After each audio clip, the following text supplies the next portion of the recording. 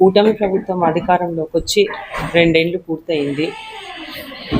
ఒకవైపు అభివృద్ధి, మరొక వైపు సంక్షేమంతో దూసుకెళ్తా పోతా ఉంది.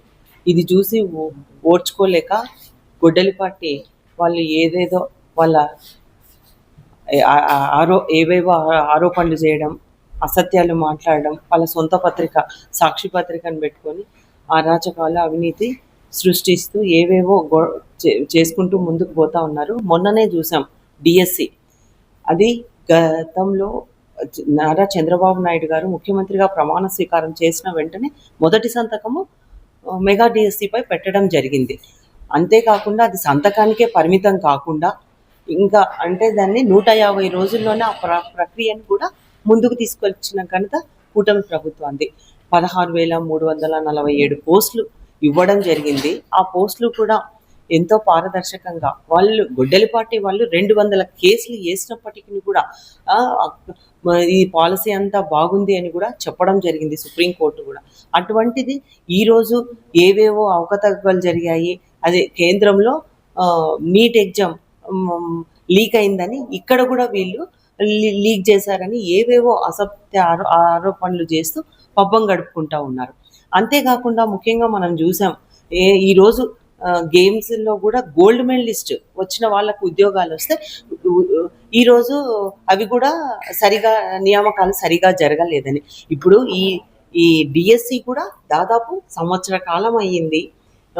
వాటికి పారదర్శకంగా ఎగ్జామ్ జరపడము, వాళ్ళకు ఎవరైతే 5 లక్షల మంది దీంట్లో అభ్యర్థులు అప్లై చేసుకోవడం జరిగింది. 3 లక్షల మంది ఎగ్జామ్ రాశారు. ప్రతి ఒక్కరికి వాళ్ళకు ఎన్ని మార్కులు వచ్చాయి, ఏ ర్యాంకులు వచ్చాయి అనేది కూడా పారదర్శకంగా అందరు డిస్ప్లే చేయడం జరిగింది. ఇదంతా ఆన్లైన్ ఎగ్జామ్. ఇప్పుడు వీళ్ళు ఏదో దీంట్లో లేనిపోని ఆరోపణలు చేస్తూ వీళ్ళు ముందుకు వెళ్తా ఉన్నారు. అంతేకాకుండా ఇంకోటి మేము ఇక్కడ ఒకటి తెలియజేస్తా ఉన్నాం. ఈరోజు మీరు మరి ఒక్కటైనా చూపించగలిగారా? సంవత్సర కాలం అయింది, వాళ్ళకు ఉద్యోగాలు వచ్చాయి, వాళ్ళు హ్యాపీగా ఉద్యోగాలు చేసుకుంటా ఉన్నారు. ఇప్పుడు దీంట్లో డిఎస్సిలో అవకతవకలు జరిగినాయని ఆరోపణలు చేస్తూ ఉన్నారు. అట్లాగే ఇంకొకటి మీకు అందరికీ తెలిసిందే, నంద్యాల నడిబొడ్డులో వైఎస్ఆర్ విగ్రహంను వైఎస్ఆర్ కార్యకర్తనే దాన్ని పగల కొడితే అది కూడా వెంటనే ఉదయాన్నే వచ్చి వైసీపీ నాయకులంతా ఆడ ధర్నా చేయడము, వచ్చే వాళ్ళకంతా ట్రాఫిక్ అంతరాయం కలగడం జరిగింది. పోలీసులు 20 నిమిషాల్లోనే దాన్ని ఛేదించడం జరిగింది. ఇది వైసీపీ కార్యకర్త, వాళ్ళ భార్య కూడా ఆయన అరెస్ట్ అయి పోలీస్ స్టేషన్లో పోతే మేము వైసీపీ పార్టీ అభిమానులము, మేము మా మామగారు వైసీపీ, మా భర్త గారు వైసీపీ అని కూడా చెప్పడం జరిగింది. అంతేకాకుండా ఆ టైంలోనే మాకు పోస్ట్ కూడా ఇచ్చారు అని కూడా చెప్పడం జరిగింది. ఇవన్నీ మనం చూసాం. కానీ వాళ్ళు వెంటనే మళ్ళీ ఉదయం ఒకసారి చేసి మళ్ళీ సాయంకాలం వచ్చి మళ్ళీ అతిరథ మహారథులంతా వచ్చి మేము మళ్ళీ టీడీపీ వాళ్ళే చేయించారు, వాళ్ళే ఎవరో ఫోటో దిగారు. అయ్యా పవన్ కళ్యాణ్ గారు డిప్యూటీ సీఎంగా ఉన్నారు, ఆయన అంటే హీరోగా ఉన్నారు, ఎంతోమంది ఆయన అభిమానులు ఉంటారు, ఫోటో దిగిండొచ్చు, ఎంతోమంది బర్త్డే ఎక్కడో ఒక చోట కలిగి దానికి కూడా వాళ్ళ లీడర్లే వాళ్ళతోనే దండలు వేసుకొని ఫోటోలు దిగినటువన్నీ కూడా చూడడం జరిగింది. అంటే ఏది దొరికితే అసత్యం సాక్షి ఒక పేపర్ పెట్టుకొని తప్పుడు ప్రచారాలు చేస్తూ పబ్బం కలుపుకుంటా ఉన్నారు. ఇప్పుడు చూడండి, ఈ ప్రభుత్వం వచ్చి 2 సంవత్సరాలు పూర్తయింది. మీరు చూస్తూ ఉన్నారు, ఒకవైపు అభివృద్ధి సంక్షేమంతో పరుగులు పెడతా ఉంది. ఎన్నికల్లో ఇచ్చిన హామీలు సూపర్ 6 పథకాలను సూపర్ హిట్ చేసిన ఘనత కూడా కూటమి ప్రభుత్వం. చూడండి, వెన్నుపోటు పొడిచారని నిన్న మళ్ళీ 2 ఏళ్ళు అయింది అని ముందుకు వచ్చినారు. మేము ఒకటే తెలియజేస్తున్నాం, వెన్నుపోటు మీరు పొడిచారయ్యా, వెన్నుపోటు రైతులను వెన్నుపోటు పొడిచారు. మీరు రైతు భరోసా ఇస్తామని చెప్పి 12,500 ఇస్తామని చెప్పి ఎంత ఇచ్చిరి? 6,500 రూపాయలు ఇచ్చిరి. ఈరోజు రైతులకు ఎంత కష్టాలు పడుతున్నారో ఒక్కసారి ఆలోచించండి. ఇదే కూటమి ప్రభుత్వం వచ్చిన తర్వాత మేమైతే అన్నదాత సుఖీభవ అనే కార్యక్రమం ద్వారా ఏదైతే మేము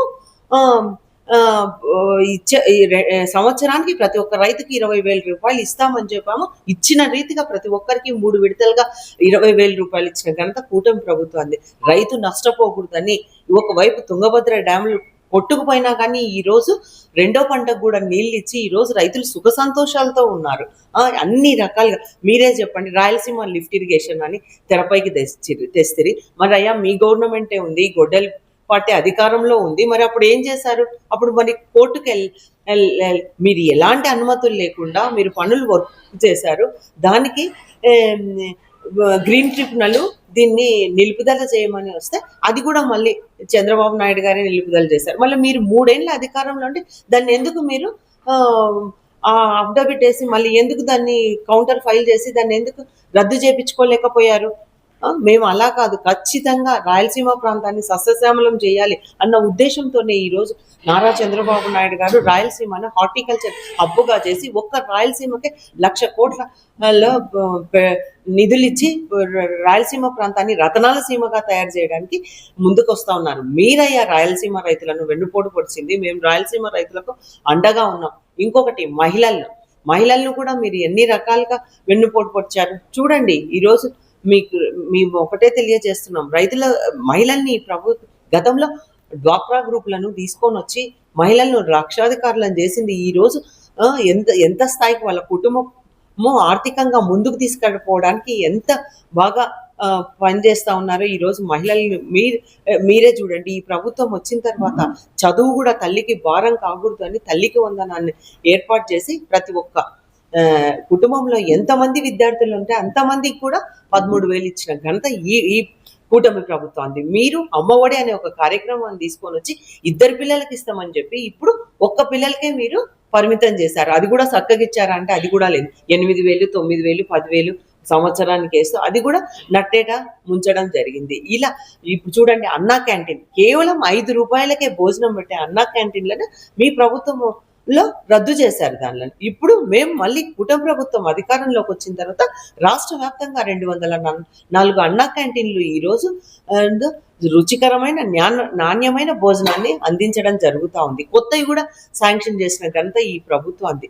ఇలా మహిళలకు వంటింటి కష్టాలు తీరాలా అని చెప్పేసి, అలాగే గతంలో గ్యాస్ సిలిండర్లు, గ్యాస్ పొయ్యిలు ఇచ్చిందే చంద్రబాబు నాయుడు గారు. మళ్ళీ ఇప్పుడు ఈ కూటమి ప్రభుత్వం వచ్చిన తర్వాత కూడా ప్రతి ఒక్క కుటుంబానికి సంవత్సరానికి 3 గ్యాస్ సిలిండర్లను ఉచితంగా ఇస్తా ఉంది ఈ ప్రభుత్వం. చూడండి ఎన్ని కార్యక్రమాలు చేస్తూ ముందుకెళ్తా ఉందో. పెన్షన్లు, ఈరోజు పెన్షన్లు పెద్ద ఎత్తున ఇవ్వడం జరుగుతూ ఉంది. మనం పక్కన ఎన్నో రాష్ట్రాలు ఉన్నాయి. ఏ రాష్ట్రానికి వెళ్ళినా కానీ మనకు పెన్షన్ వచ్చేది 500, 600, 1,000 రూపాయలు, 1,200, 1,500, 2,000 వరకు వస్తూ ఉన్నాయి. ఇదే మన ఏపీలో మాత్రం వికలాంగుల పెన్షన్ 3,000 రూపాయల నుంచి 6,000 రూపాయలు కూటమి ప్రభుత్వం పెంచింది. అంతేకాకుండా వృద్ధుల పెన్షన్ అయితేనేమి, వితంతు పెన్షన్ 3,000 రూపాయల నుంచి 4,000 రూపాయల వరకు. అంతేకాకుండా అప్పుడున్నే ఇవి కూడా వాళ్ళ బకాయిలు కూడా ఏప్రిల్, మే, జూన్ నెలలు కలిపి ఒకటేసారి ఇచ్చిన ఘనత కూటమి ప్రభుత్వాన్ని. ఈరోజు మూత్రపిండాల వ్యాధితో బాధపడతా ఉన్నా, అలాగే తలసీమియా వ్యాధితో బాధపడుతున్న, పెరాలసిస్ వ్యాధితో బాధపడుతున్న వాళ్ళకు కూడా 10,000 రూపాయలు అందజేస్తూ ఉంది. మంచానికే పరిమితమైన వాళ్ళకు 15,000 రూపాయలు అందజేస్తూ ఉంది. ఎంత పెద్ద ఎత్తున ఈ కార్యక్రమాలు జరుగుతారు. చెప్పినవే కాక చెప్పనివి కూడా ఎన్నో కార్యక్రమాలు చూడండి. నాయి బ్రాహ్మణులకు, వాళ్ళ సెలూన్ షాప్లకు 200 వరకు యూనిట్లు ఇచ్చిన ఘనత కూటమిది. అంతేకాకుండా ఆటో డ్రైవర్ల సేవలో ఆటో డ్రైవర్లకు కూడా 15,000 రూపాయలు ఇవ్వడం జరిగింది. ఇవన్నీ ఎన్నికల్లో చెప్పలేదు, అయినా చెప్పనప్పటికి కూడా ఇస్తా ఉన్నాం. స్త్రీశక్తి పథకం ద్వారా మహిళలకి ఆ రోజు మేము ఎలక్షన్లకు పోయినప్పుడు జిల్లాకు మాత్రమే ఉచిత బస్సు ప్రయాణం అని చెప్పాం. ఈ రోజు ఎక్కడి నుంచి ఎక్కడికి వెళ్ళినా కానీ వాళ్ళకు ఉచిత బస్సు ప్రయాణం అందజేసిన ఘనత కూటమి ప్రభుత్వాన్ని. ఇలా చెప్పుకుంటూ పోతే మౌజంలకు, ఇమాంలకు 10,000, 5,000 ఇవ్వడం, పాస్టర్లకు 10,000, అలాగే దేవాలయాల్లో పురోహితులకు కూడా 15,000 రూపాయలు అందజేస్తూ ఉంది. ఇలాగా ఎన్ని రకాలుగా ఈ ప్రభుత్వము అండగా నిలుస్తూ ఉందో. ముఖ్యంగా అన్నిటికంటే కూటమి ప్రభుత్వం అధికారంలోకి వస్తే చదువుకున్న యువతులకు 5 ఏళ్లలో 20 లక్షల ఉద్యోగాలు ఇస్తామని ఆ రోజు మాట ఇవ్వడం జరిగింది. ఈ రోజు ఈ 24 నెలల్లోనే 24 లక్షల కోట్ల పెట్టుబడులు వచ్చాయి ఈ రాష్ట్రానికి. ఎంతో డెవలప్మెంట్ జరుగుతూ ఉంది. చూడండి, మన పిల్లలు చదువుకున్న వాళ్ళు ఎక్కడో హైదరాబాద్, బెంగళూరు వెళ్ళాల్సిన అవసరం లేకుండా మన రాష్ట్రంలోనే ఈ రోజు ఎన్నో పరిశ్రమలు వస్తూ ఉన్నాయి. నా ఓర్వకల్లు పాణ్యం నియోజకవర్గాన్ని తీసుకోండి. ఓర్వకల్లు ఇండస్ట్రియల్ హబ్గా గతంలో చంద్రబాబు నాయుడు గారే 2014 నుంచి 19 వరకు ముఖ్యమంత్రిగా ఉన్నప్పుడు ఆయన్నే చేశారు. మళ్ళీ అప్పుడు వచ్చిన పరిశ్రమలే తర్వాత వీళ్ళ కమిషన్ల కోసం, వీళ్ళ బెదిరింపుల కోసం రాము ప్రభు అని చేతులెత్తి మొక్కిన పారిశ్రామికవేత్తలంతా ఇప్పుడు మళ్ళీ క్యూ కట్టారు ఏపీకి. చూడండి, ఎన్నో పరిశ్రమలు ఈరోజు మనకి రిలయన్స్ అయితేనేమి, అగస్తా అయితేనేమి, సిగాచి అయితేనేమి, ఎన్నో ఎంఎస్ఎంఈలు, అలాగే ఎంతో మంది చిన్న వాళ్ళకందరికీ ఈరోజు ఎంఎస్ఎంఈ ద్వారా అవకాశం కల్పిస్తూ ఉన్నారు. చూడండి, ఈరోజు చంద్రబాబు నాయుడు గారు ఒకటే అడుగుతా ఉన్నారు, ఒకటే చెప్తా ఉన్నారు, మహిళలు ఎంతసేపు ఉన్న గ్రూపుల్లో లోన్ తీసుకోవడం మళ్ళీ కట్టడం వరకే ఉండకుండా వాళ్ళను పారిశ్రామికవేత్తలుగా ఒక్కొక్క ఇంట్లో ఒక పారిశ్రామికవేత్త తయారు చేయాలన్న ఉద్దేశంతోనే ముందుకెళ్తా ఉంటే ఇది చూసి ఓర్వలేక ఏందేందో కూటమి ప్రభుత్వంపై అసత్యపు ఆలోచనలు చేయడం వాళ్ళకి పరిపాటు అయిపోయింది. మేము ఒకటే తెలియజేస్తా ఉన్నాం, రాష్ట్ర ప్రజలంతా గమనిస్తూ ఉన్నారు, తప్పకుండా సరైన టైంలో సరైన బుద్ధి చెప్తారు. వీళ్ళ అసత్యపు ఆలోచనలను ఎవరు నమ్మే పరిస్థితిలో లేరు. రోజు వాళ్ళకు ఏం చేయాలో దిక్కుతోచక ఏదో ఒకటి తెరపైకి తీసుకొని రావడం జరుగుతూ ఉంది. అంతేకాకుండా గతంలో 151 సీట్లు ఉన్నదాన్ని 11 సీట్లకే పరిమితం చేశారు. ఇప్పుడు సింగిల్ డిజిట్కే పరిమితం అవుతారని కూడా ఈ సందర్భంగా తెలియజేస్తా ఉన్నా. ఒకవైపు రోడ్లు కూడా గతంలో ఎలా ఉండేవి, ఇప్పుడు చూడు, ఏ గ్రామానికి వెళ్ళినా సీసీ రోడ్లు అయితేనేమి, ఒక గ్రామం నుంచి ఇంకో గ్రామానికి బీటీ రోడ్లు అయితేనేమి, అన్ని పిఆర్ అయితేనేమి, ఆర్ఎన్బి అయితేనేమి, విపరీతంగా రోడ్లు శాంక్షన్ చేయించుకోవడం జరుగుతూ ఉంది. ప్రతి ఒక్క దాంట్లో డెవలప్మెంట్ అనేది కనిపిస్తూ ఉంది. నేను ఒకటే చెప్తా ఉన్నా, చదువుకున్న యువతి యువకులకు కూడా ఒక 2 ఏళ్ళు ఆగండి, తప్పకుండా మనం కర్నూలు జిల్లాలోనే ఎంతో మంది చదువుకున్న యువతి యువకులకు ఉద్యోగ ఉపాధి అవకాశాలు దొరుకుతాయి. ఖచ్చితంగా ఆ పరిశ్రమలన్నీ ఒక రూపుదిద్దుకుంటాయి, అందరికీ అవకాశం వస్తుందని కూడా తెలియజేస్తా ఉన్నా. అంతేకాకుండా విద్యలో కూడా ఎన్ని మార్పులు తీసుకొని రావడం జరిగింది. మీరే చూడండి, గతంలో ఒకరి క్లాస్ కంతా ఫస్ట్ నుంచి 5th వరకు ఉంటే ఒకరో ఇద్దరు టీచర్లు ఉండేవాళ్ళు. ఇప్పుడు అలా కాకుండా ప్రతి ఒక్క క్లాస్కి ఒక్కొక్క టీచర్ను పెట్టి ఈరోజు విద్యలో ఎన్ని మార్పులు తీసుకొని వచ్చారు. మీరు చూడండి, సన్న బియ్యంతో భోజనం పెట్టడం, మంచి యూనిఫామ్ అయితేనేమి, బ్యాగులు అయితేనేమి, షూ అయితేనేమి, ప్రతి ఒక్కటి అందజేస్తూ ఉంది ఈ ప్రభుత్వము. కాబట్టి ముఖ్యంగా ఈ ప్రభుత్వ పాఠశాలలో చదివే పిల్లలకి మా పాణ్యం నియోజకవర్గంలో మహాత్మా జ్యోతిరావు పూలే గర్ల్స్ రెసిడెన్షియల్ స్కూల్లో చదివే అమ్మాయికి స్టేట్ ఫస్ట్ ర్యాంక్ వచ్చింది. 600కి 596. చూడండి, ప్రైవేట్ పాఠశాలకు ధీటుగా ప్రభుత్వ పాఠశాలలో కూడా ఈరోజు ర్యాంకులు అంటే విద్యా ప్రమాణాలు పెంచి అందరికీ మంచి విద్య అందజేయాలా అనే ఉద్దేశంతో ఎన్ని రకాలుగా వైద్యానికైతేనేమి ఈ ప్రభుత్వం ఎన్నో రకాలుగా చేస్తుంది. కాబట్టి రాష్ట్ర ప్రజలంతా గమనిస్తూ ఉన్నారు.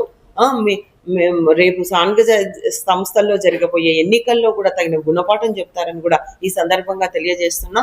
చివరగా మీకు అందరికీ తెలియజేసేది ఒకటే, 8వ తేదీ సోమవారం రోజు మనకు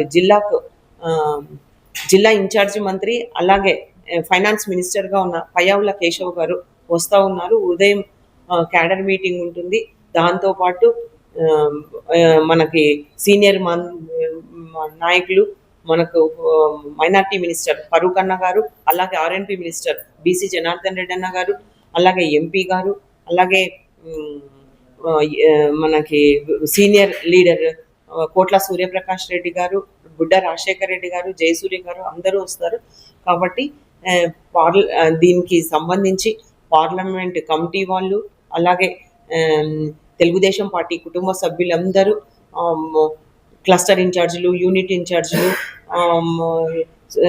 సింగిల్ విండో ప్రెసిడెంట్లు, అలాగే డైరెక్టర్స్, కార్పొరేషన్ చైర్మన్లు అందరూ తెలుగుదేశం పార్టీ కుటుంబ సభ్యులంతా పెద్ద ఎత్తున తరలి వచ్చి ఆ కార్యక్రమాన్ని విజయవంతం చేయాల్సిందిగా కోరుతా ఉన్నాను.